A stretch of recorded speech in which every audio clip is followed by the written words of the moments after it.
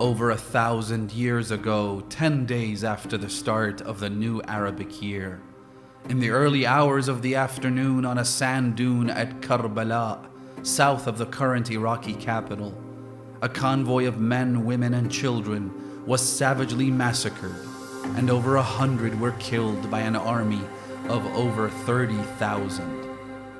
It took the monstrous military force little more than 4 hours to completely and utterly annihilate the small group led by Imam Hussain.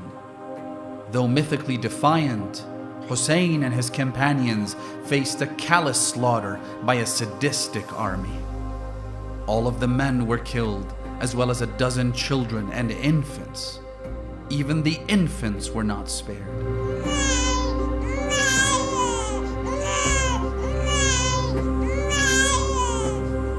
The remaining women and children were then taken into custody. The caravan, along with the severed heads of the martyrs, was paraded around the nation in a humiliating spectacle amidst demented festivities and celebrations, and then everything was over. Everything.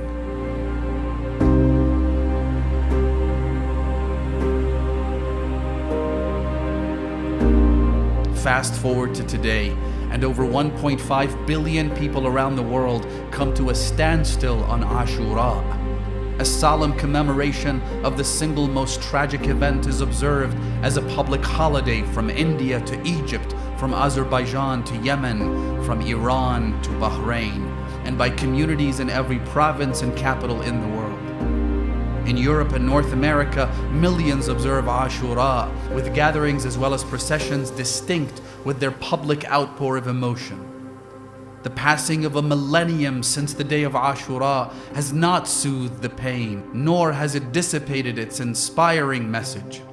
To a quarter of the world's population, it is a legend so powerful, it is truly larger than life.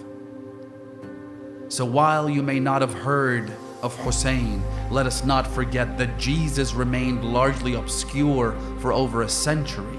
Yet today, the vast majority of people in the world set their calendars to the date of his birth.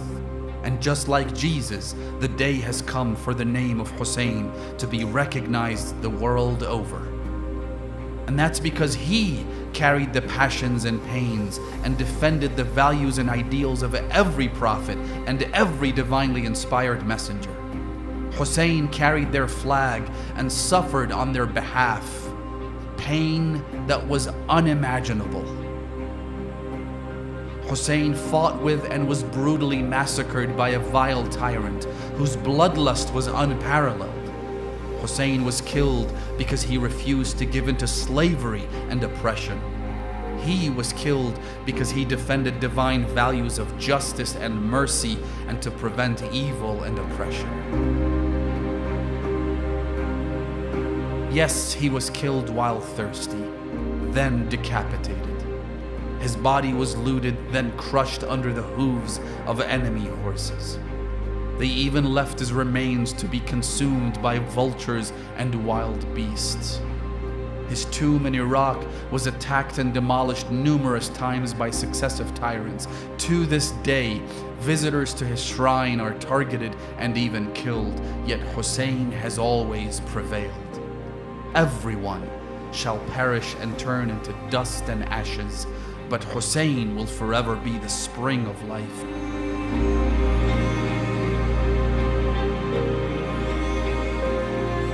The martyrdom of Hussain and his companions turned them into the primordial heroes of justice, epitomizing virtues of faith, purity, generosity, and bravery. As for their enemies, they became symbolic of every evil, falsehood, and vice. Hussain is a man who faced death so that humanity learns the true meaning of life.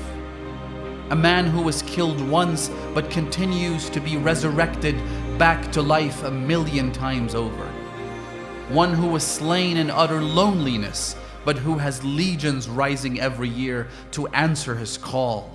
He was thirsty only to have the world remember him when they drink in his name.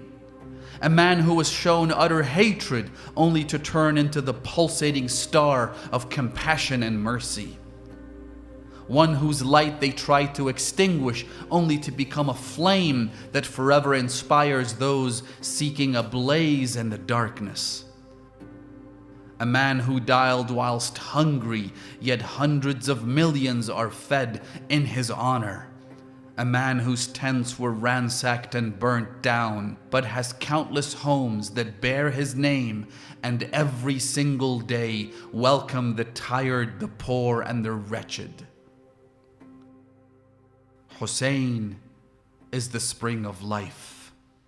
Hussain is life itself.